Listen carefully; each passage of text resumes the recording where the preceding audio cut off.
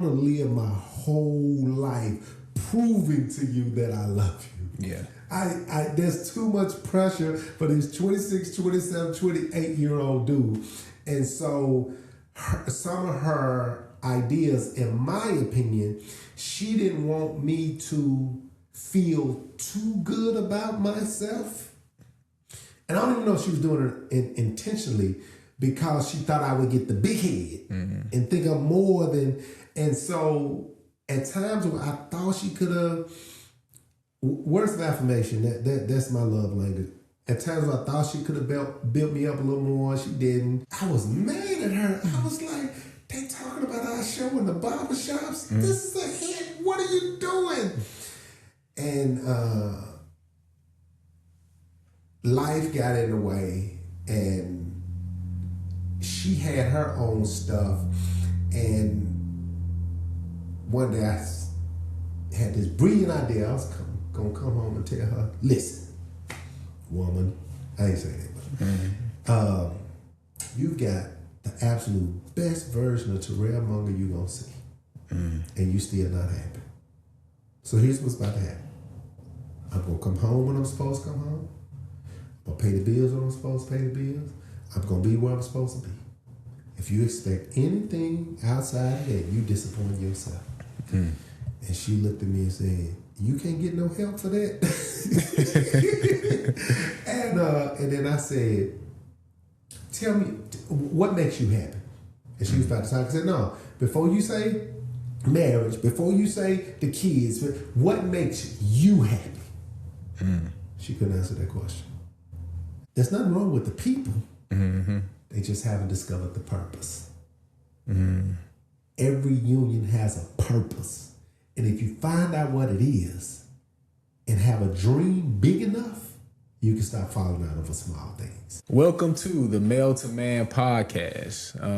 I just want to introduce our guest today. We want to thank you so much for being here with us today. We have Pastor Terrell Munger here with us today. He is an author, a playwright, an executive producer, a poet, a pastor, a husband, and a father, and many, many more. This man is a man of great and many talents. We thank you for gracing us on the Male2Man Podcast today. How you doing? Man, I am honored to be here. I'm just a big old nerd. That's all. Yeah.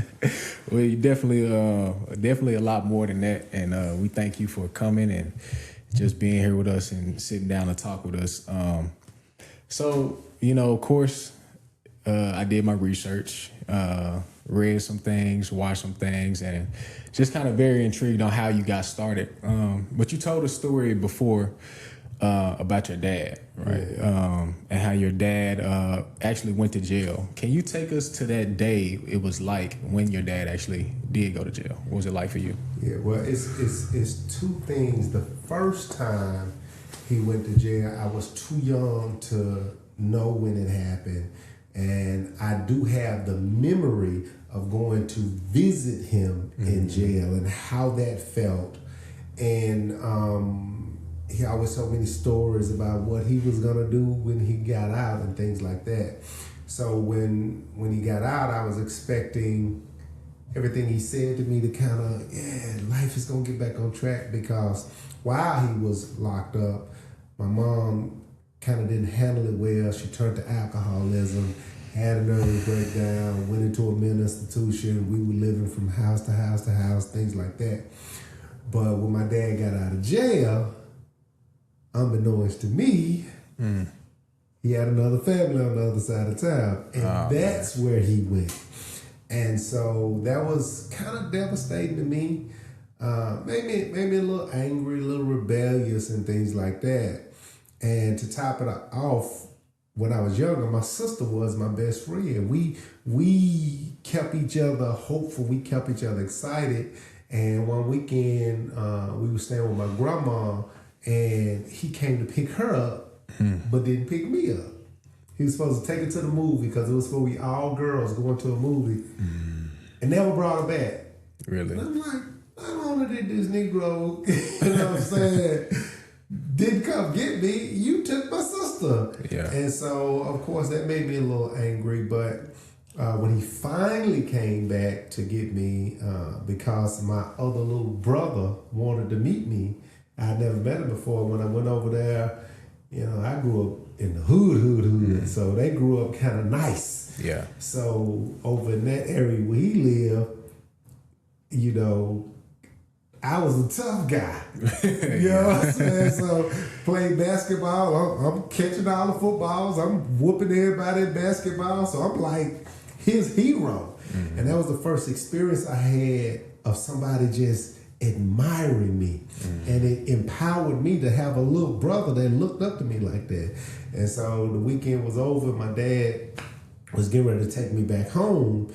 And I hated it. I didn't want to go back. My grandma didn't want me, Mm-hmm. And I finally found a sense of belonging. And so I'm sitting in the car, waiting for my dad to come out, and my little brother started crying. I want him to stay. So he let me stay. Mm. And I ended up moving in with him. But I had resentment because he wanted to take me home. Yeah. He let me stay because his son wanted me to stay. Yeah. So you get what I'm saying? So I was quiet and reserved and shy, but I still had anger because I still felt like nobody wanted me, but my little brother did. So I'm glad we connected because that was my first taste of somebody believing in you that helped me with my confidence. So, and then when he got locked up again, by that time, I was living with one of his women. Yeah. And I hate to say it like that. Cindy, if you watch this, I don't see you like that. Yeah. You know what I'm saying? I love you. Yeah. Cindy changed my life. She bought me my first set of Adidas. She got me my swag. She bought me my gold chains and stuff. Anyway, but while I was in the house, that's when my dad got busted. And I woke up with a shotgun pointed at my face. And the police took him off. And the hardest part about it was after being introduced to a better life, when they arrested my dad, I had to go back to the projects. So, So what was that transition like, first of all? And then just growing up, like, okay, you finally get back with your dad, right? Mm-hmm. And he's kind of... Well, I mean, I'm pretty sure he was popular if he had it going on like that. So what was it like growing up, as his son in that lifestyle? Oh, man. In that lifestyle, because my dad was one of the biggest drug dealers in Memphis. So he had like real estate companies, restaurants, clubs. He was killing it. And so by this time when I was living with my grandmother, my uncle was a DJ. Mm-hmm. And he used to go to all the parties, and I used to go help him set up the speakers and help him set up the stuff. So I knew all the songs and things like that. And even at that time, I was this nerd, nobody, invisible person. But I'm taking in all of this. Fat Boys, Houdini, Run DMC, Stetson Sonic, Dougie Fresh. I got all this in my head. And my dad was also the track coach for our junior high. My uncle was also the track coach at our junior high. And one track meet, it was a Friday, the kids were in the back of the bus talking about rap. I was in the front of the bus because I was like this nerd. The bus driver was my best friend. And my uncle says, well, my nephew can rap. They was like, no. And they was talking about this song that had just came out, Lottie Dottie, Dougie Fresh and Slick Rick. He called me to the back of the bus and told me to rap Lottie Dottie, and I just broke out Lottie Dottie. Whole bus went crazy. So this is a Friday. I get back to school that Monday, and I'm that dude. I'm the most popular dude in school. So that was around the time my dad had came and got me. So by that time, he bought me the fresh gear. I got on the jewelry. I'm like living life. And it went right with this switch of me going from the invisible person to the most popular person in school. So I'm like, life is good, you know? And so when my dad got busted, it didn't just take my dad, it took my life. You know? It did put a different level of work ethic in me because I lived life like at any given moment, whatever is good to you could be taken from you when I was a kid. So that helped me as I started to grow up to whatever I get, I'm going to get it myself. So nobody can ever take it from me again. So that's the lesson I got out of it. Even though it was hurtful and you go from, living good. Look, my idea of a good time, I ate at Red Lobster. Yeah. I was like, woo, we living. Yeah. I hadn't even been to McDonald's yet, but when he got locked up, I go back to poverty, and mentally that messed me up. So here I am, this popular guy now, but what I thought people accepted me for was gone. So I went inside and I became this angry dude. So that's kind of how it affected me. So, okay, growing up with that anger, how did you, because you talk about your imagination and how you built your life. Yeah. How did you, start to heal that and start to work through that anger and not let it just become who you are? Yeah, great question. Because as much as I was an angry child, it did make me violent towards people. Now, if you mess with me, that was a different story. Something's going to happen. But it didn't make me aggressive towards people, because when my dad was locked up the first time, while we were living in poverty and struggling, I learned how to dream. I ran across the Sears catalog, the wish book.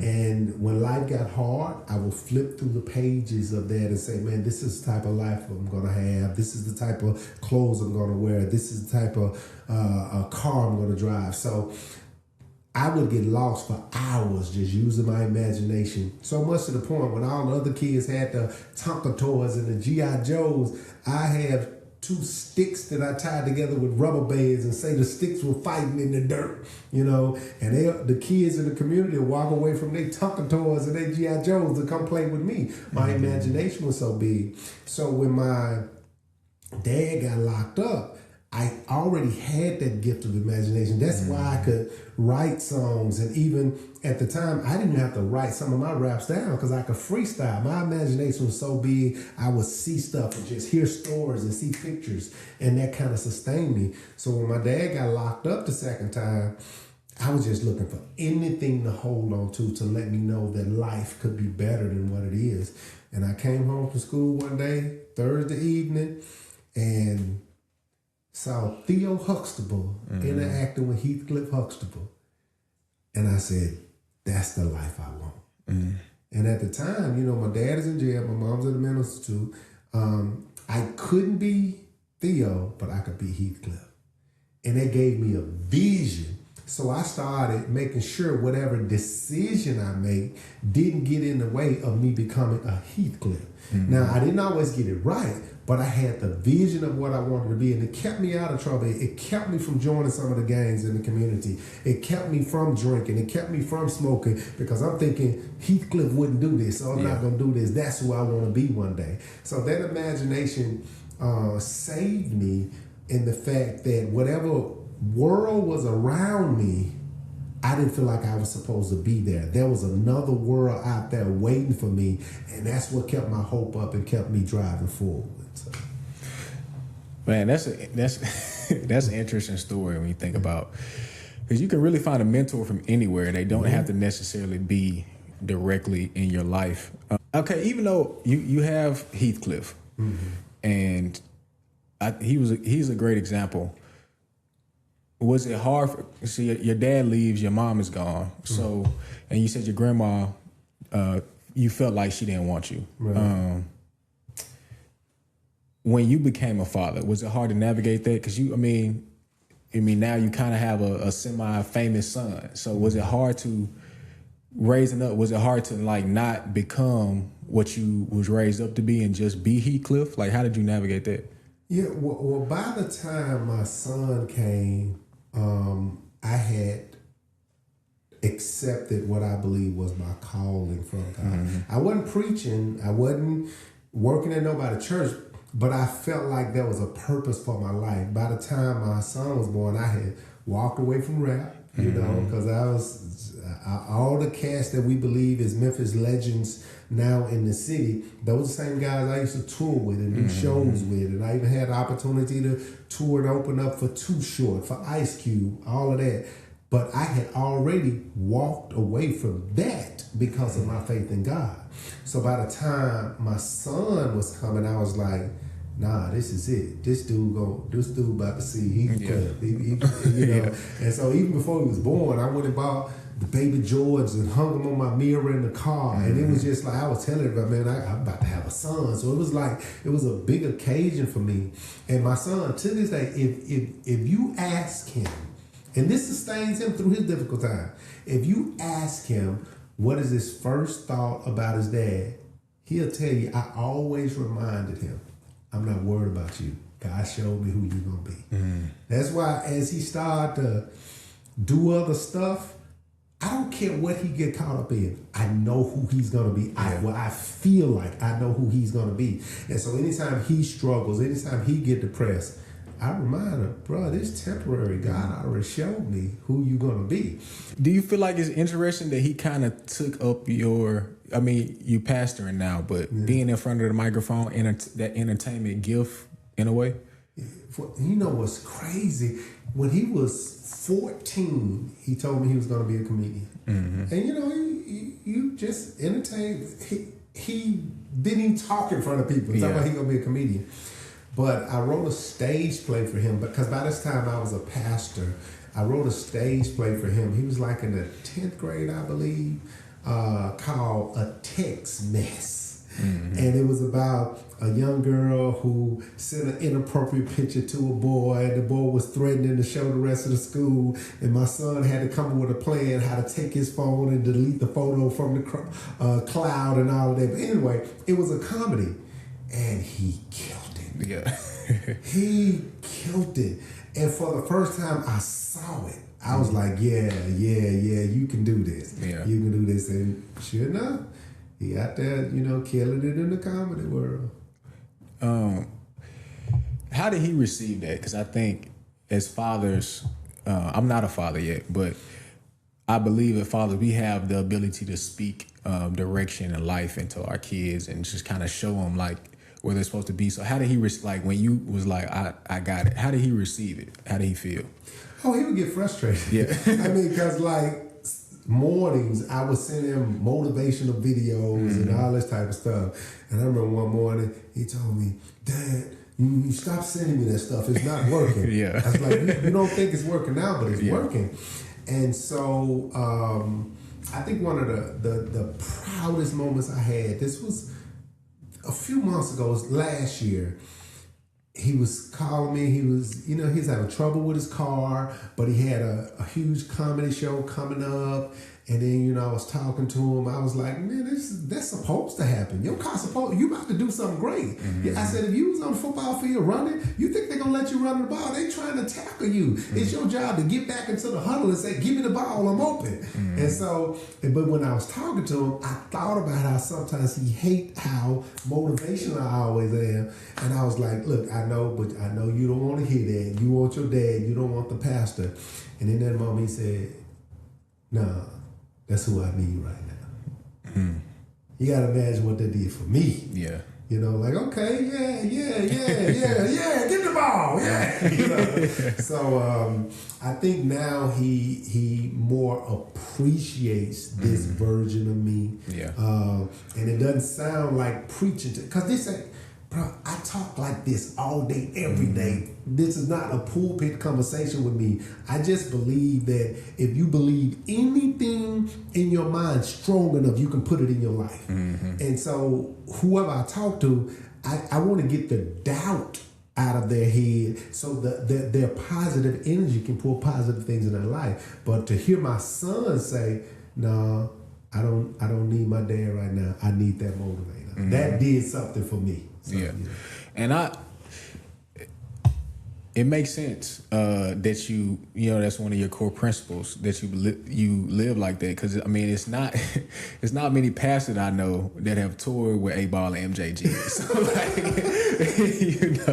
So You mentioned your rap career a little bit, and you mentioned your uncle, but how did you start in rap? Like, was it the bus and that catapulted it, or how did it like really kick up and go? Yeah, it was the bus. It was the bus is like, if this was a movie, the bus would be the turning point. Yeah.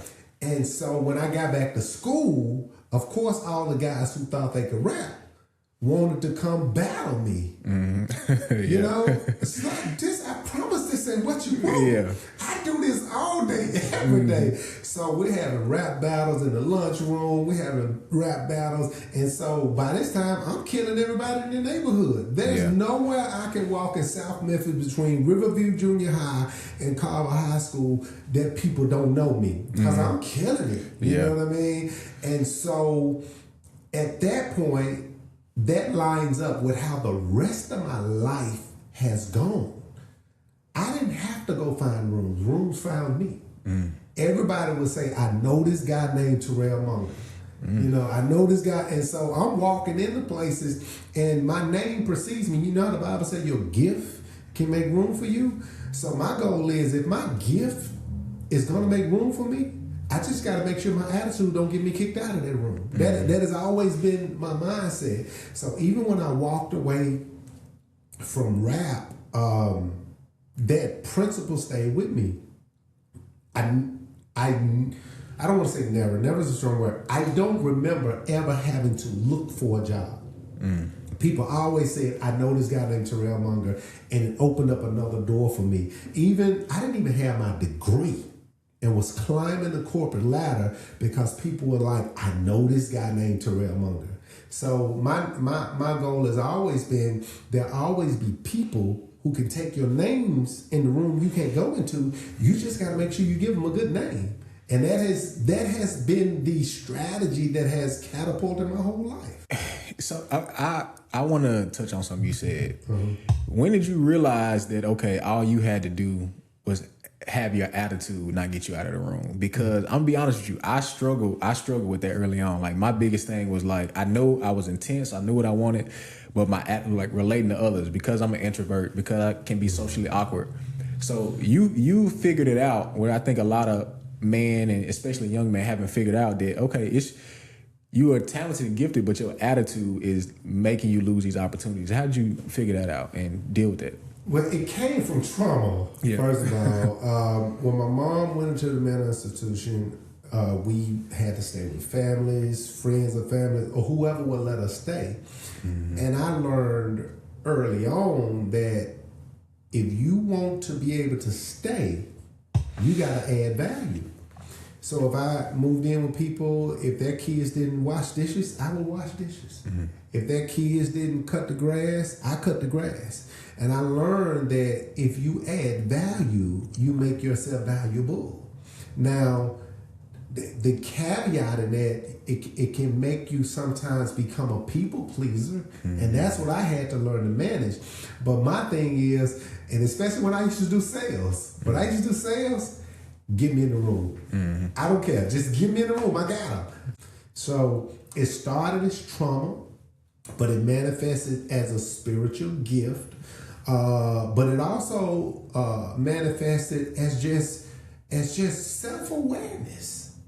When you're in the room, are you talking too much? Are you giving other people a chance to talk? When you're in a room, are you talking to people and they looking at their phone and they clocked out? You know, are you sensitive to the people that are around you? And so that kind of helped me know how to adjust to certain. And I'm not saying I always get it right, but I have a sense of what each room needs if I need to add value to it. So that I mean that is good. I like that, because like I said, there's so many guys and people who struggle with that, especially in the corporate space. But how did you, to another thing that is pressing on me, how did you transition? How did you deal with the transition from rapping? So, okay, now I'm rapping, I'm on tour. You know, God calls you and you start working at a warehouse. So Can you tell us about that time? Yeah, it was hard at first. It was hard at first because right when Tila was sending the demo to Swab House for the Peace of Mind album, his first album, the demo, he did it at our studio. It was me and him on it together. And so during that time when he was waiting on Tony Draper to come back is when God called me and I walked away from rap. So you got to imagine, I'm now working at a warehouse. Yeah. And one of my songs will still be played on the radio. Yeah. And I'm working at a warehouse and people like, ain't you, people who I went to school with, why you working here when and so it was a pride thing at first. I was like, you here. Yeah. So I can be, you know what I mean? Right. And so it started becoming a strength for me. And knowing, I never forget, my mama told me this one day. I was working at this warehouse and she said, I wanted to quit. It was modern day slavery. I was making $3.75 an hour, loading all this heavy stuff. It was modern day slavery. And I remember going home telling my mom, I was like, I can't do this no more. Because by that time, my mom had gotten out of the mental institution. She became a minister, flourishing in life, wise woman, all that. And she said, listen, somebody's always watching you. You may not know it, but they're watching you. And somebody's going to see you, and it's going to change your life. So I had that in the back of my mind that that's what's going to happen. So I go into this job, the same job that I wanted to quit, and they had fired everybody in there except me. And he called me in the office and he said, I'm going to let you stay because I know you need a job. First of all, did I look that desperate that I needed? First of all, he said, I'm going to let you stay because I know you need a job. He said, but you're going to go back to school and you will get your life on track because you got a future. Mama words stuck in my head. He had been watching me. So anyway, I eventually, through a series of events, went back to school, got a job at this other place. And so I started working like somebody was always watching me. Because it was the school that sent me to get to this, they call it work study at the time. I was getting a grade for working at this configuration center. I was making straight A's in school, which I had never done before. And so I show up for the interview and they like, you got a job. I'm like, cool. They walking me to where I need to be, and they walking me to the loading dock, and I'm loading trucks. I said, wait, I'm a computer science major. It was like, it's computers in those trucks, not loading. But I said to myself, okay, if this is where it starts, this is where it starts. So I saw the cameras on the loading dock, and I used to say to myself, I'm about to load these trucks so fast and so good, they gonna make training videos off of me. They gonna model how trucks are loaded just because of how I load. Man, what about to study me? But that's what I was telling myself in my head. And so I saw this guy walk by on one of those catwalks with khakis on and button-downs on, and I asked the other guys, I was like, what does he do? It's like, man, they'll never let us do that, man. I said, watch. And so I went home and bought me some khakis and button-down with loading trucks. I was the freshest dude on the dock, loading trucks, khakis and button-down. And it got the attention of management. Next thing you know, they put me on hardware. They put me on software. And in a year and a half, I was the supervisor of the whole center. So I was, and guys used to make fun of me while I was loading the truck with the khakis and the button-down. And I used to tell them, I ain't dressed for where I am. I'm dressed for where I'm going. And so that has been my mindset. Let me act like somebody is watching me. So somebody can take my name into a room that I can't go into. And so that's now how I try to live my life, as if somebody is watching me and they're going to be so impressed that they're going to open up another door for me. But it's ingrained now. So I mean, it's just another story. You had to put your pride to the side. Do you think that if you had just been like, well, I'm gonna just work the job and not had that mindset of being able to put because you was a computer science major, like you said. Do you think if you just came in there and just worked it, that you would have eventually got to the next step and next level in your career, like as quick as you did? Well, I'll say this. When I became the supervisor of the whole center in a year and a half, the dudes who I came in loading trucks with were still loading trucks. So something was different about me now. And as a matter of fact, when I became a supervisor, they sent me to a training class in Atlanta. And so I'm sitting next to this lady on the plane while I'm on the training session. And she was like, we talking, showing me pictures of her kids and all of this. And mama told me, be nice to everybody. And I always remember, even though she smelled like a closet, I was nice to her. You know? Even though she's getting on my nerves, showing me all her kids' pictures, I was nice to her. And when the plane landed, and she said, "You a nice young man," and I remember saying, "You a nice old lady," just joking with her, right? And she said, "What do you do for a living?" I said, "I work at a configuration center." She said, "That's computers? You work on computers?" I was like, "Yes, ma'am, I work on computers. That's what I do." And she said, "I'm gonna have to tell my boss about you." And she said, "Give me your phone number." This old lady tried to hit on me. What you doing on there? What you up to over there? So I gave her my number just in case, you know. No, but for real, I gave her my number. And so I go to the training class. I get back to Memphis, and 2 weeks later, I get a phone call. This lady was the secretary for the CEO of Equifax. They fly me back into Atlanta. They do the interview, and they gave me a $5,000 relocation fee, $20,000 signing bonus to come to Atlanta to be a developer for Equifax. So you see how this is working? Just by how you treat people, people will take your name places. And that's how it happened for me. So I do believe how I saw myself, knowing that if whatever situation I'm in, if it doesn't match what I'm praying for, it's temporary. So I have to act like where I'm trying to go and not wait till I get there to act like it. And so I heard somewhere too. That so you started a street ministry in Atlanta? Yeah, I started in Atlanta. Wow. Even let me tell you, when I got to God is awesome. And see, I think people need to understand God has people. I'm going to use this word just for the sake of this conversation. I don't want it to seem deep. God has agents all around us. And based on how we act, they become the next piece to the puzzle of our life. That's why the Bible says you're supposed to be nice to everybody. You might be entertaining angels unaware. So I get to Equifax. I'm not thinking about music. All that stuff is behind me. One of my coworkers we got cool. He was a DJ. He had been a DJ all through college, and he used to make beats and make music. And then I started telling him stuff I did, and he was like, "Okay, you know so-and-so, so-and-so." I was like, yeah. He comes to work with a track he made, and it started to fire back inside. And next you know, I'm going to these events with him because the company does outreach events.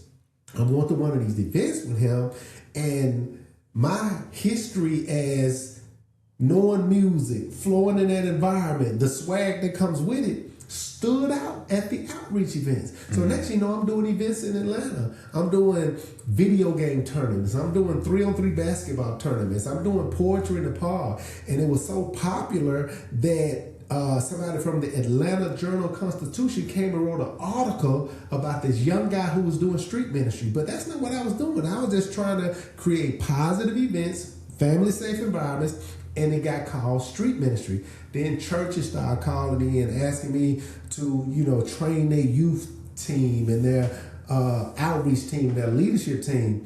And that's how God got me into the church world again. So my experience from what I walked away from opened up the door for what I was about to walk into.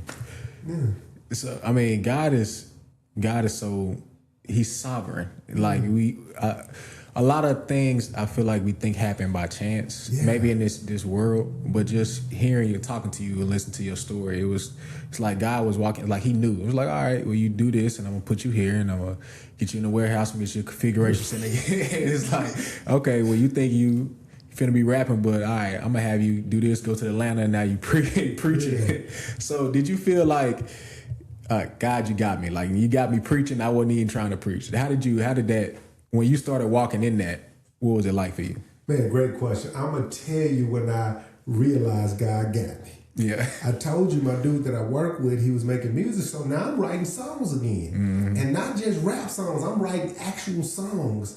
And so one day I'm leaving work, and that was my first real experience with God. I mean, no angel sat on the hood or nothing, but I just felt God's presence. And I felt like he said to me, my people are leaving me out, that they're so caught up in race and denomination and money that they've left me out. And I remember saying, what do you want me to do, Lord? And he said, I want you to go tell him. I was like, he put me back in the music business. Let's go. So I went home and I broke out my old equipment and I started writing songs. And I wrote this song, one conception, one birth, one vision, one work, only one child, one son, Father and the Holy Ghost, 3 in 1. Everybody under the sound of my voice, if you all love the Lord, do you not know the power we have if we get on one accord? It was a beautiful song. And I was a big R. Kelly fan. Yeah. Don't cancel me, y'all. Okay? And because how R. Kelly did his keys when he was making music, I did this song like that. Yeah. And it was phenomenal. And I go to this event at the clubhouse in these apartments, and I run to these 3 dudes who's like, we thinking about starting a singing group. I was like, I just made a song. Y'all can have this song. So I started singing the song, and they was like, oh, man, you ought to be in a group with us. And I was like, oh, I don't do that. Yeah. Next you know, I'm in a gospel group. And we're going around singing at all these churches. We're opening up for Dottie People. We're opening up for Marvin Sapp, Kurt Carr. And I'm like, this is it. He took me out of rap so I could be a gospel singer. Let's go. Yeah. And so since I wrote all the songs, I introduced all the songs before we sing. And so we're at this huge church, man, white church, all these people in there. And what happened was I'm introducing the song, everything goes well, and then the pastor after it's over comes and says, man, you guys are awesome. He said, I want you to come to my church Sunday. And I was like, well, let me get with the rest of the guys and see if they're available. And he was like, no, I want you. I want you to come preach at my church. I was like, oh, no, I don't do that. That's not what I do. He said, listen, just come tell them what you told us. I preached my first sermon. It was so fun. It was inspirational.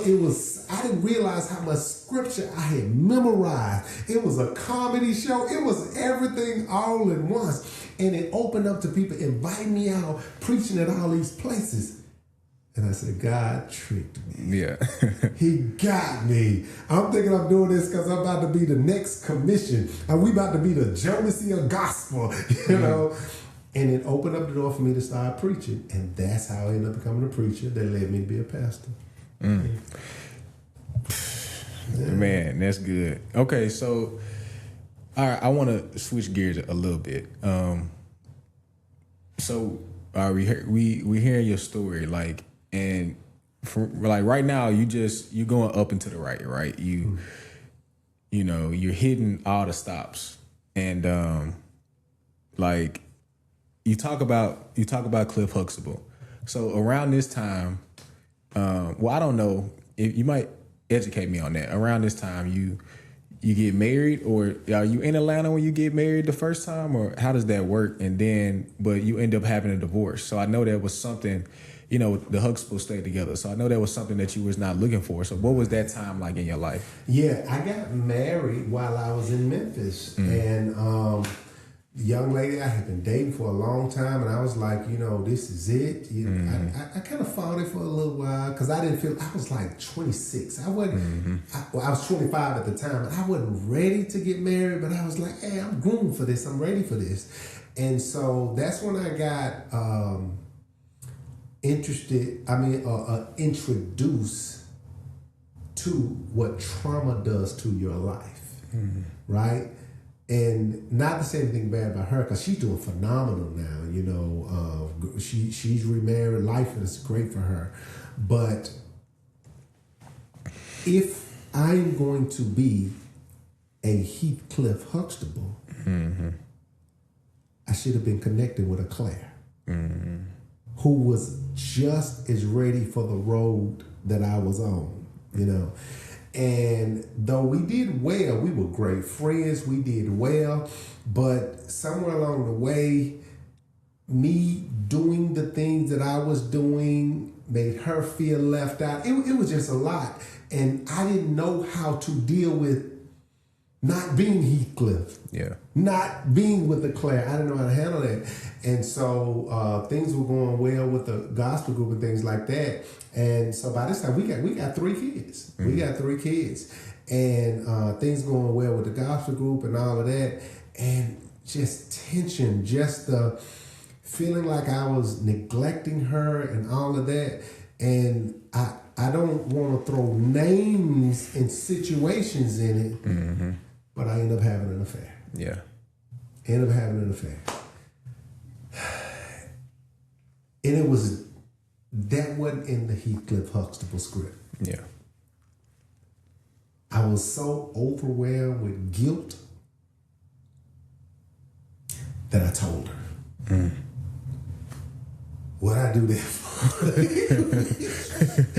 Take that jump to the grave. Yeah. No, and it made her even more insecure. And her insecurity made me more frustrated. And it just ended up to the point that we kept trying to get back together, trying to make it work, wanted to make it work for the kids. And then I just had to be honest with her. This was the hardest conversation I ever had to have. I said, because of who we are and where we are, I'm always gonna cheat on you. We best not even be together. Now, would I have done something like that now with the maturity that I have? No, I wouldn't have. But we didn't work. And I was like, well, it don't matter as long as I'm a good father. So I'm getting my kids every weekend, every Wednesday, take them to Bible study with me and all of that. But what I wish somebody would have told me, I don't care how good of a father you try to be, it won't be effective if you don't take care of that mother's heart. Nobody told me that. I'm like, I ain't studying her. She can be mad at me. I'm going to be a good daddy. Eventually, that's their mother. Yeah. And if their mother is hating you, or if your mother is hurting, and you're the cause of it, it's going to affect the relationship with the children. You know what, Pastor? I'm glad you said that. So recently, you may have seen, you may have not. So I did a episode with my mom, right? And I asked her some of the same questions I asked you. So when I was younger, her and my stepdad got married. They got a divorce. So she tells a story about the divorce. Basically, when it was almost time to end, she chose to leave and take us. Not really wanting a divorce. She chose to leave because she wanted to see if he was going to fight for his family. Essentially, believing that if she took us and moved us, then he would be like, nah, I want my family, I want my kids. But that's not what happened. So it was actually more, of him kind of being cool with it. And so that affected us a lot as kids. And man, they beat my mama up in the comments. They saying she manipulative and all this type of stuff. And at that time, I think that decision was manipulative. But I think that it was less manipulative and more of a cry for it to be seen and to be loved. And so I know my stepfather did not fight for us, like you just said. He actually wanted us kind of gone so he can do what he wanted to do. He was in another relationship. Like as soon as we walked out, he kind of already had it set up. Like, cause he was, you were candid, so he was doing his thing. I don't want to put him out too much, but he was doing his thing, which would led my mom to do that. So you said like you were fighting for your kids and your family. When did you know? Even though you said you was cheating, I want to ask you 2 questions. What led you to step out? Because I can share some of the things that me and my mom have talked about. And then when did you know it was time? Like, I'm fighting for the kids, but it's not gonna work. Yeah. What caused me to cheat, like I say, what caused me to cheat is I was unfaithful. Yeah. Let me say that.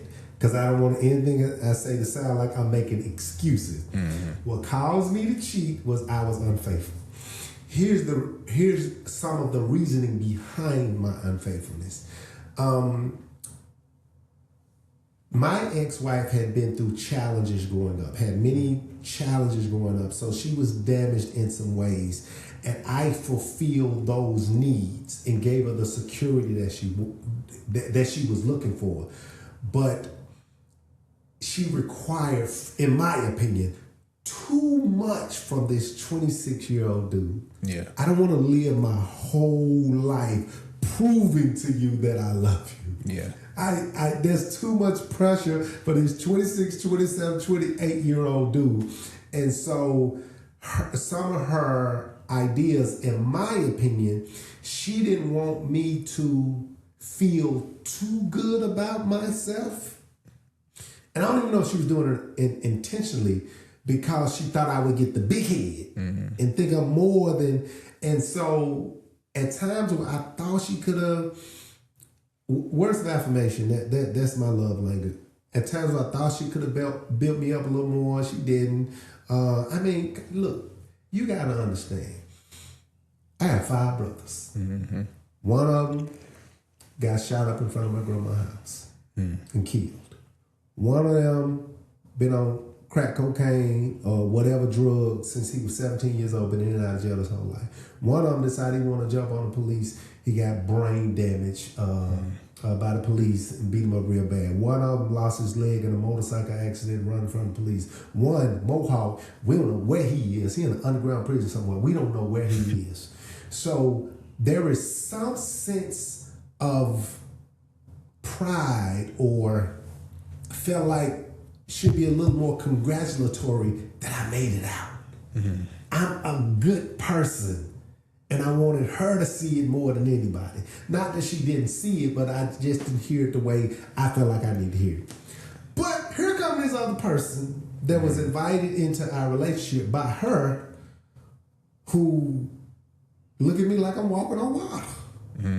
And, you know, we became friends. And so in my mind, I'm like, oh, this is how a person's supposed to feel. But still, there was no sexual tension on my end or nothing. And so one day I would meet her for lunch. We'd go have lunch. And I used to always tell my ex-wife about all of this type of stuff. And man, one of those lunch things, she made a move, and man, that move messed my world up. You know what I mean? And so it's like, how do you come back from this? A person that you thought you admired, a person that you thought was speaking life into you, and it turned perverted, just like that. Yeah. And so when that happened, man, I disappointed myself. I felt like I disappointed God. It took me about 7 or 8 years to forgive myself, man. I figured God could never use me again behind that. But it's just how you have to guard your heart with all diligence at all times. I'm not saying the enemy did it, but I'm saying I put myself in a situation I shouldn't have put myself in, and it turned out the way. This old man told me in Atlanta, he said, you have to be careful of sin. Sin will always take you farther than you want to go, make you stay longer than you want to stay, and make you pay more than you're willing to pay. And I experienced all of that. Hold on. You might have to run that back one more time for me. Sin will always take you farther than you want to go, make you stay longer than you want to stay, and make you pay way more than you're willing to pay. And I experienced all of that. And see, because the biggest thing was, I wish I would have at least, after I admitted it, after it was happening, I could have at least been kinder to my children's mother hard. Yeah. I didn't have to be so dismissive. Oh, it's over, now what?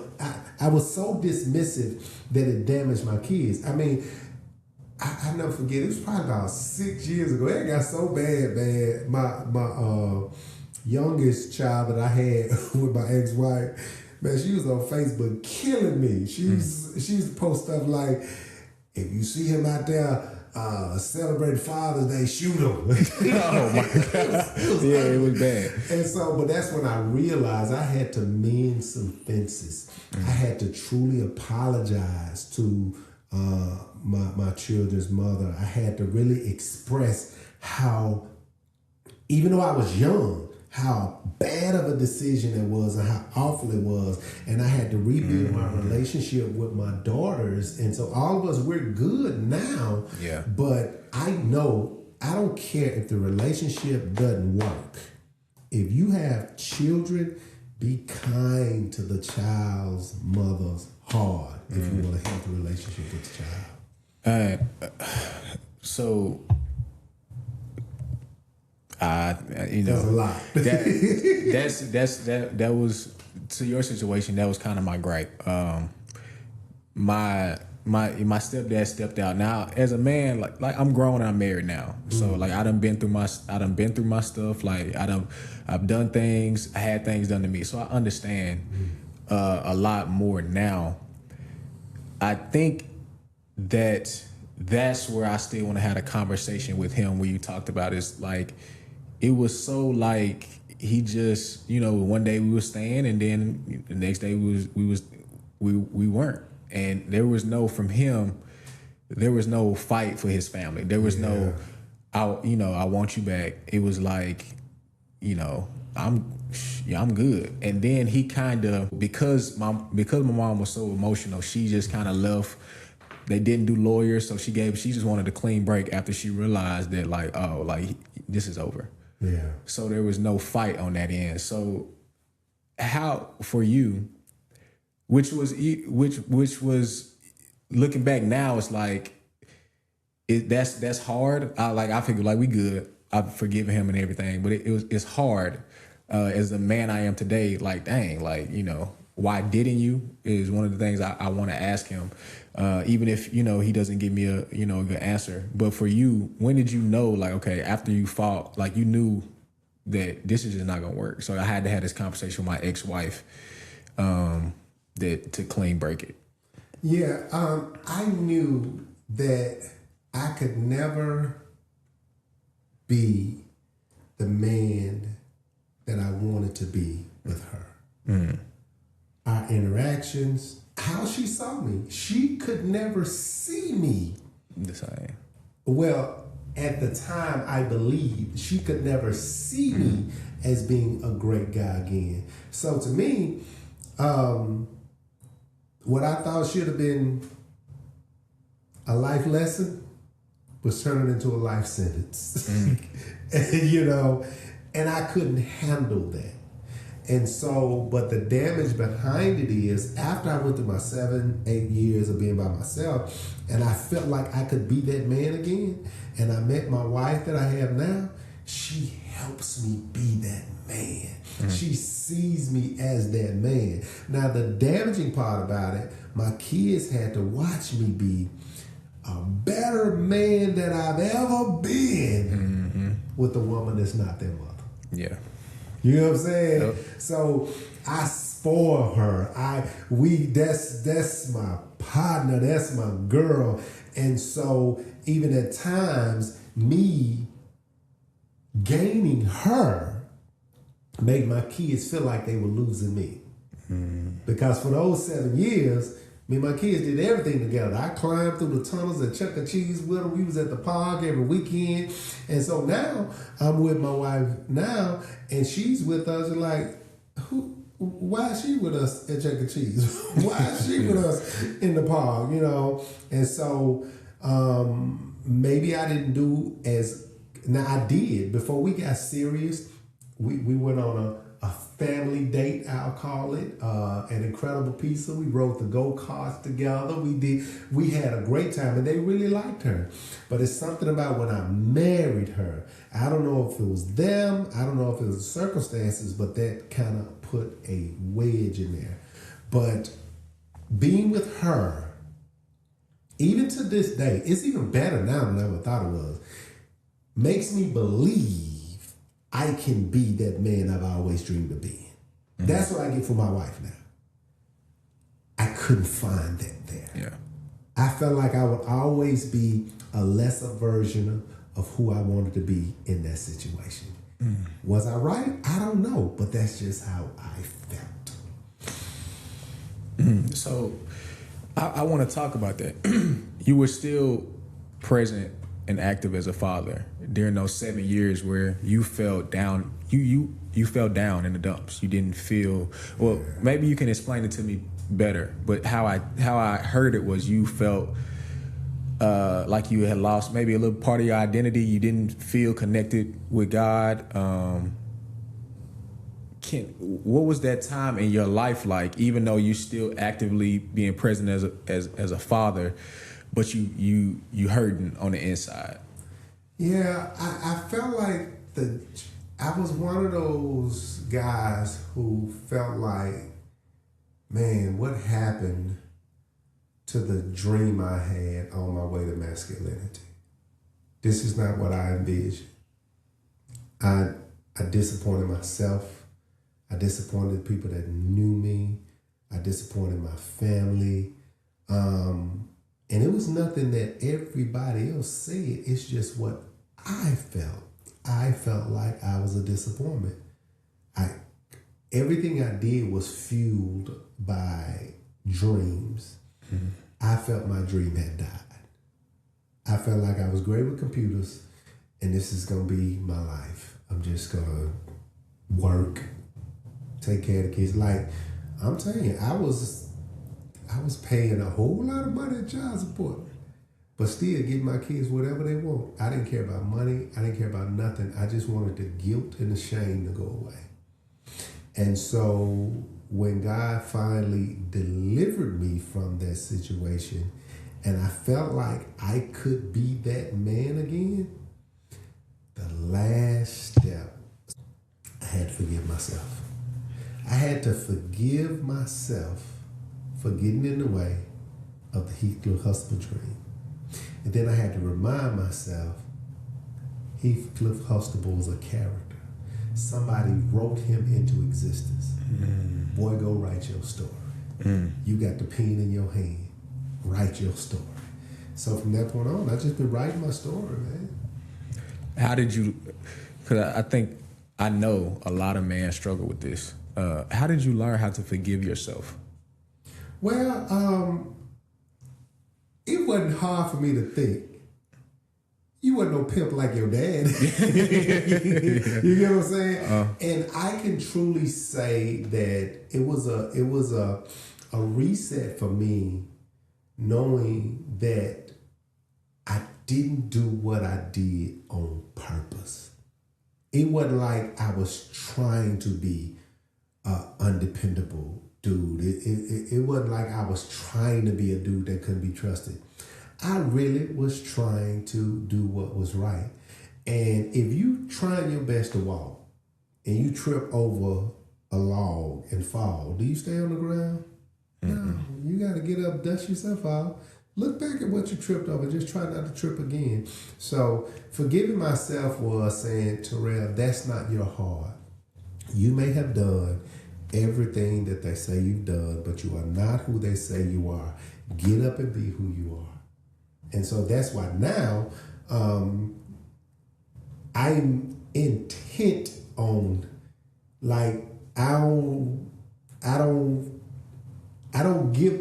try not to put myself in a situation where even if that dude is in me, I ain't gonna open no door for him. Yeah. So that's where I am now. Man, that's powerful because for you, especially in the line of work you were in, some people go other ways. Some people, I've seen some pastors who have had infidelity and just was like, well, they go back to preaching the next Sunday and just be like, well, y'all kind of forgive me. This what happened. So it's almost like they don't feel it at all, and then maybe they are in the back. So the fact that you had.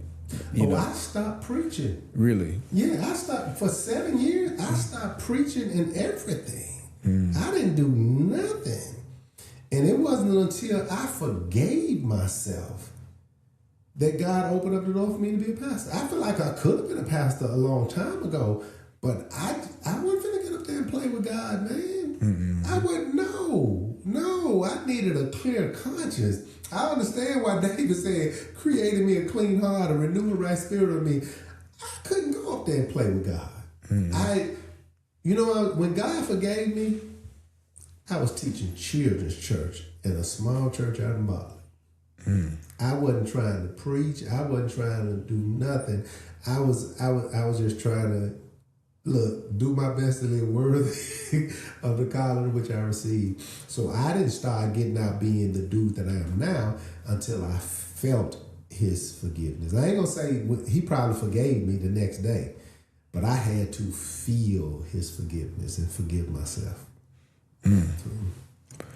So it's interesting because so many people are beholden to their past mistakes. Like you said, even as believers, even though we know how the blood works, as you would say, we know how what Jesus has done for us and died for us, we still hold ourselves to our mistakes, as if, you know, we have to bear it on ourselves. So that's another conversation. We ain't got to go into all that right now. But but what made you what made you try again? Because I know a lot of guys would have just been like, well, I tried the marriage thing, it didn't work. Yeah. I'm finna live the bachelor life. You know, I got my kids, I'm cool. What made you try and not only try again, but be an advocate for love again? Yeah, oh man, I'm a family man at heart. Even when I was afraid of the commitment, afraid of marrying again, afraid of being disappointed, even when I dated women, you know, I was the one, no, we're not going to do that. No, stop it. You know, I was the one trying not to do it. You know what I mean? But I remember clear as day when God said he was about to send me my wife. I called all my female friends that I had that I used to talk to. I cleared the roster. I said, y'all don't know my wife back there laughing. Yeah. I said draft day coming up. Yeah. You know what I mean? And so the woman that he was about to send me, I didn't want her to feel any insecurities. I didn't want any entanglement. I wanted the slate to be clean. And so I was at my sister's birthday party. I was with my best friend. He'd been my best friend since I was in the 10th grade. And we were sitting at the table talking, you know, and this young lady walked through the door. And he said, there you go right there, T. And I said, oh, no, that's a problem waiting to happen. She is too pretty. I knew that is not what we about to do.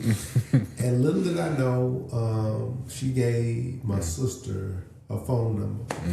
And so my sister gave it to me, and my sister called me the next day, and she was like, did you call? I was like, I am not about to call that woman. You ain't set me up for a heartbreak. Oh, no. Yeah. And, you know, because me, she's slick judgmental, thinking she materialistic, and I like, no, she is too pretty. Yeah. I can't afford her. And I said, okay, I'm going to give her a call. So I called her, and when I called her, she was getting ready to go to the bank or something. She was like, I'm about to go to the bank. I'm going to call you back. I said, see, that's why I wasn't going to call her. Like Prince said, the beautiful ones hurt you every time. No, it's not right. And, but sure enough, 20 minutes later, she called me back. And we talked on the phone for 4 hours. And we went on a date. And on the first date, God said, that's her. I didn't say it to her because I didn't want to run her off. But I knew at that moment, that was my wife. I knew beyond a shadow of a doubt. And so for every reason that he had me go through what I went through and had me in the position I was in, was to make room for that woman to come into my life. Yeah. So, okay. Was it always a fairy tale? Like you're remarried to the woman God told you. Was it easy? Oh no. Yeah. No, I still had my trauma. Because my thing was, I still had that childhood trauma of I'm going to leave you before you leave me. Because I was so used to being left and disappointed. Like, all the woman had to say was, you know, she could look at me like she don't want me, and I'm gone. I'm gone. You're going to have to prove to me that you want me. I'm not doing that. And so I had some of that when I was dating my wife. You know, I just felt like she wasn't expressive enough. I felt like that's my wife, but come on now. I mean, where your energy, where your passion at? Come on, I'm fine. Can't you see? You know? And so in that, I knew she was my wife, but I felt like I needed to make her into something else. And so even through our marriage, I was so busy trying to get her ready to walk with me, get her ready to move with me. And by that time I was pastoring. And so in her mind, I was putting the church before her, and I'm writing books, writing stage plays, you know, doing engagements, had a TV show that was, oh man, we was killing it. And one day, you know, it was time for us to record the TV show, and she said, I'm not going. I was like, what do you mean? I felt like Ike Turner. What you mean you ain't on stage? You about to be on stage? Yeah. You know, and so I was mad at her. I was like, they talking about our show in the barbershops? This is a hit. What are you doing? And life got in the way, and she had her own stuff. And one day I had this brilliant idea. I was gonna come home and tell her, listen, woman, I ain't saying that, but you got the absolute best version of Terrell Munger you gonna see, and you still not happy. So here's what's about to happen. I'm gonna come home when I'm supposed to come home. I'm gonna pay the bills when I'm supposed to pay the bills. I'm gonna be where I'm supposed to be. If you expect anything outside of that, you disappoint yourself. And she looked at me and said, you can't get no help for that? And then I said, tell me, what makes you happy? And she was about to talk. I said, no, before you say marriage, before you say the kids, what makes you happy? She couldn't answer that question. And I said, well, if you can't make you happy, what makes you think I can make you happy? That put such a wedge between us. One day, she didn't show up to church. She moved in with her mama, and we were separated. And I was like, I can't go through this again. And in my mind, it was about to be another divorce. And we had filed. We were going to court. We were one court date away from divorce. And I'm thinking, am I going to quit pastoring? Am I just going to build a computer? Forget about working. What I'm going to do with my life? And I was speaking at a technology conference in Rome, Georgia. They would always send me out to get people to use new technology and things like that. And I'm speaking, and it's people from Europe, from Sphenogoris. It's just all nationalities of people. And I'm killing it. I'm killing it. And the IT manager comes up after the session and said, man, it's hard to talk to some of these people one-on-one. And you had the whole room captivated. And at that moment, I heard God say, you communicate with all these people, you can't communicate with your wife. And I went back to my hotel, and I looked at the phone, man, and I called and I said, listen, I know we about to get a divorce, but we got these kids. I said, can I at least learn how to be your friend? And she got quiet, and she said, I like that. So I get back to town, and we went out to eat with the kids and everything, and I looked at her across the table, and it just hit me. And I said, you're absolutely beautiful. And she starts crying, and I was like, what? She said, you know, you've never said that to me. And at that moment, it hit me. I was so busy trying to get her to be what I wanted her to be, I never took time to appreciate who she was. And that was a turning point for us. While I was over here, God was working on me. While she was over there, God was working on her. And when we got back together, it's been amazing ever since. It's been better than either of us could ever dream of, because we had to get our traumas out of the way. Yeah. So we can bond with each other and stop thinking about what her world used to be and what my world used to be. And so we can learn to create a world that makes sense for us. So that's what made us passionate about marriage ministry. March on Marriage coming up. MarchOnMarriage.com. Visit it. But that's what made us passionate about marriage ministry, is because sometimes there's nothing wrong with the people. Mm-hmm. They just haven't discovered the purpose. Mm. Every union has a purpose. And if you find out what it is and have a dream big enough, you can stop falling out over small things. So.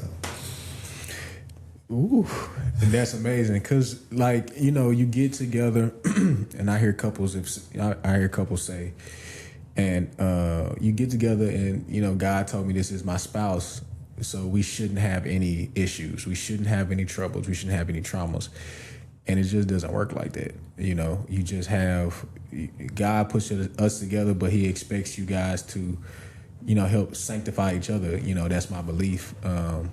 So he doesn't take the troubles and the trials away from us. He just helps us through them. And so what you said was powerful. Yeah, what people need to know is you had 20, 30, 40 years of life, and the other person had 20, 30, 40 years of life.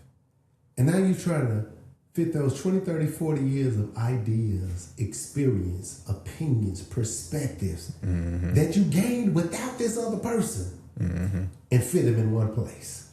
Just imagine if you and your wife, if she had a house full of furniture and you had a house full of furniture, and then y'all get a new house, which couch do we keep? What bed do we keep? So because we can't, it's gonna be junky if we take all the furniture. What fits where we are now? That's what most couples struggle with. They trying to make all their individual perspectives fit their new situation. But you got to start with a blank sheet of paper.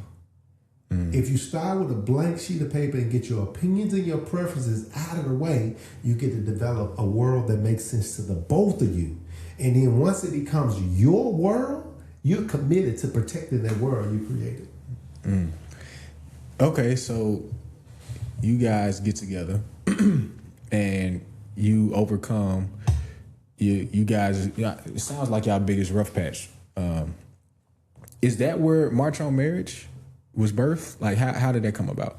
Yeah, well, that's when we started doing couples events and things like that. But the March on Marriage came about when my wife was at home watching CNN, and she saw during Pride Month, there was a parade, and they were chanting, "We're here, we're queer, we're coming for your kids." And she said, "What do you think about that?" I was like, "Man, people gonna do what they gonna do." And she said, "Well, why don't we do what we do? If they can be proud about who they are, why can't we be proud about who we are? Let's do a March on Marriage. Let's normalize being in love again. Let's celebrate love until it becomes normal for people to get married." And then we had a conversation. There's younger people now that don't even want to get married. You know, people are staying single longer. And so our goal is to show the attractive side of marriage, because it's your hope in a thing that helps you build a thing. And if you have no hope in marriage already, it's going to fall apart when you get in it. So we just want to get people together, rekindle the fire that they have, being a good example for those that are still looking for it, and just make what God loves, which is the marriage, popular again. Yeah, we definitely need more of that, and I cannot wait up to this upcoming March to attend that. Me and my wife will definitely be there. But I want to switch gears a little bit. So tell me about the movie. You have a premiere coming out this Friday, and a second showing coming out this Saturday. But what inspired the movie? The movie was inspired by the book. before I married my wife, she had dated a bunch of bad boys. Yeah. And with me, myself, being a reformed bad boy, I started telling her how men think. And she was like, no, it's not like that. And I'll never forget the conversation we had. She was like, I believe a man has the right to date as many women as he wants until he pick the right one to settle down so he won't feel forced. And I said, no, it doesn't work like that. If I can date as many women as I want, why would I settle down? Yeah. If you get upset, I'm going to go talk to the one that's not upset until you get over it. Mm-hmm. And if I happen to lose you, I already have a roster and I'll just replace you. And so once we went back and forth and she understood it, that's the first argument I ever won. And I said, I'm going to write a book about this. Yeah.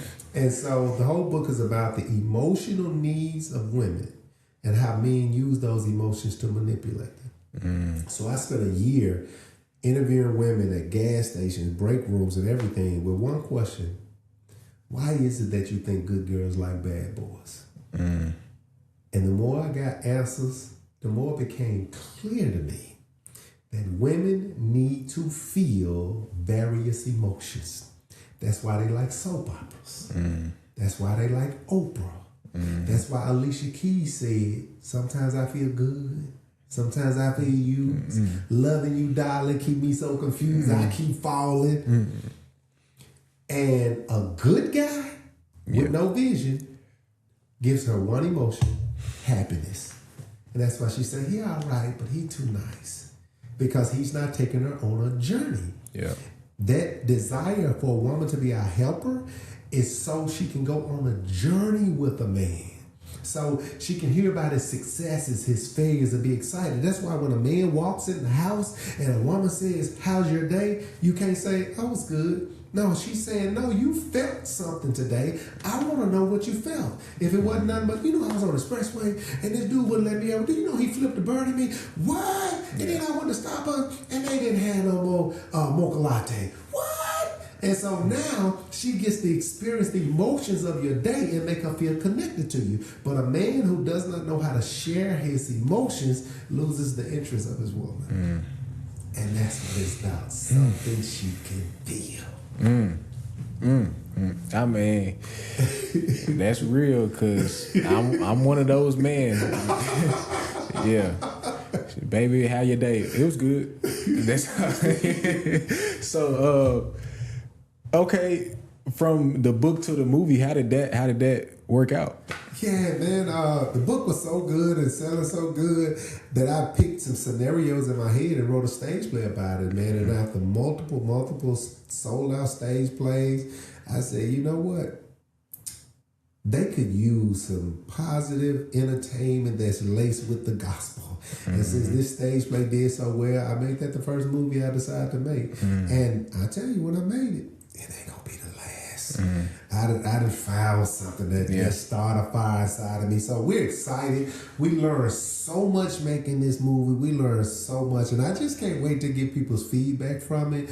But it goes through the minds of men. Because you got good guys who like bad girls too now. Yeah. And the movie goes through all of that to kind of see the different perspectives. And I think people are going to like the conclusion. Okay, so we talked about, when I opened, I talked about all the talents that you have.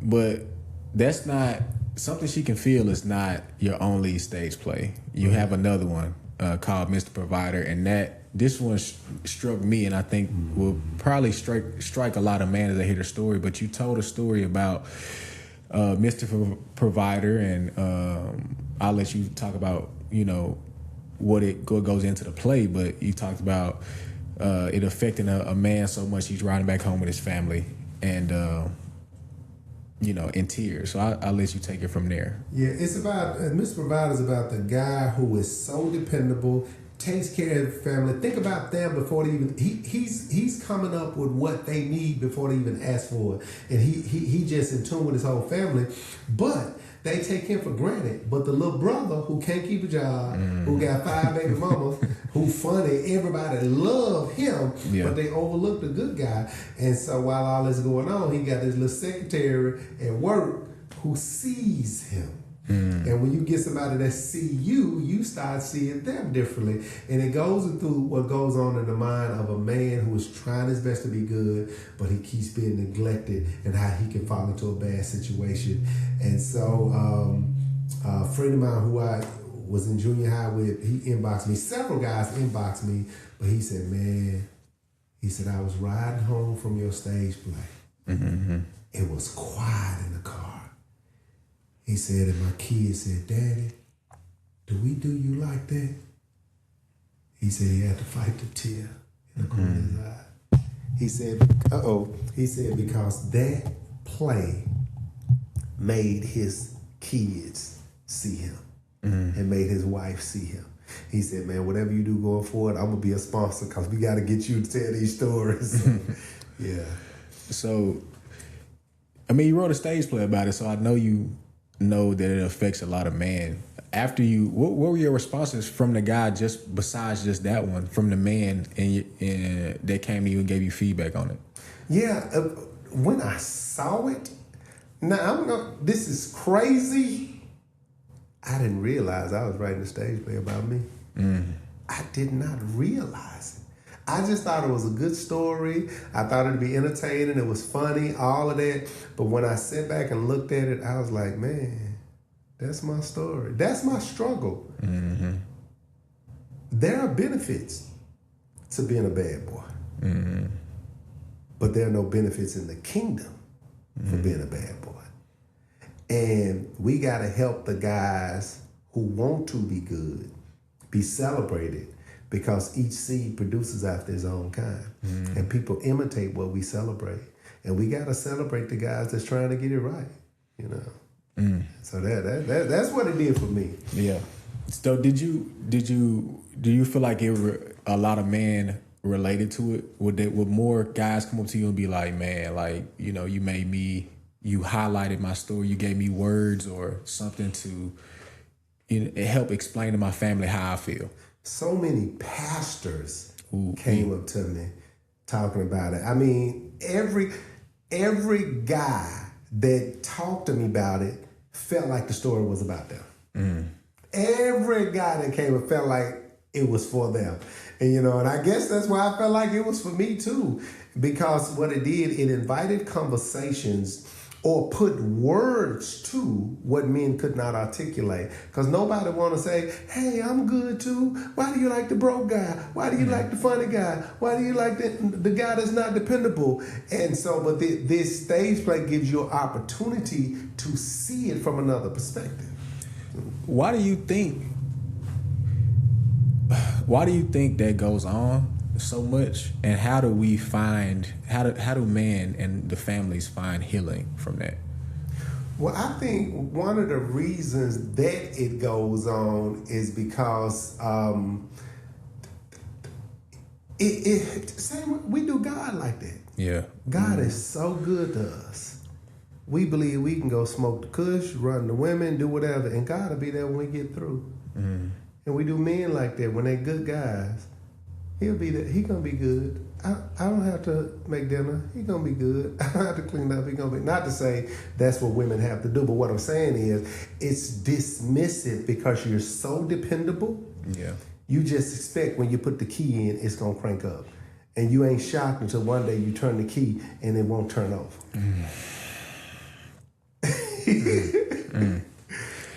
That, I mean, it's good, but it is sad because it is a reality. I think a lot of men feel that. I see it a lot online now, but we don't have the words to articulate it. Yeah. We can't muster up the emotions to be able to express it, you know, to our wives, to our spouse, to our parents. And that's why me and my wife do these sessions we do, so we can give people something to think about, you know. And even how I write my stage plays, how I write my songs, everything that I do, it is not for entertainment purposes. It is entertainment that injects a thought. One new thought can change your whole life. And that's why we do our marital sessions. That's why we do what we do. If we can somehow inject a thought that make your marriage beautiful, that's what we want to do. Man, y'all gotta get with this man. Man. Y'all gotta get with this man. Well, Pastor Mark, I want to thank you for showing up, being vulnerable and sharing your side of the story and being bold to share your story. I really appreciate that and you coming. You know, even with our technical difficulties, so I just want to shake your hand. Yeah, it's all good, brother. It's an honor. I thank you. But now this was another great episode. But before we wrap up, where can we find you? Where can they tap in if they want to get the counseling? If they want to come to the March on Marriage? If they want to see if they can buy some late tickets to the premiere? Because I'm gonna tell y'all right now, they probably sold out. But if they want to tap in with you, how can they find you? Yep, both shows are sold out. But TerrellMunger.com, MarchOnMarriage.com, and I am Terrell Munger on all social media platforms. Oh, except Instagram. On Instagram, I am Terrell Munger. Everywhere else is Terrell Munger. So, Okay. Yeah. Okay. Well, thank you again, Pastor, for coming and giving us wisdom and a lot of laughs and a good time. So I appreciate that. Thank you. That is a wrap for the Male2Man Podcast. Another great episode, man. We have more for you guys coming, but tap in with this dude.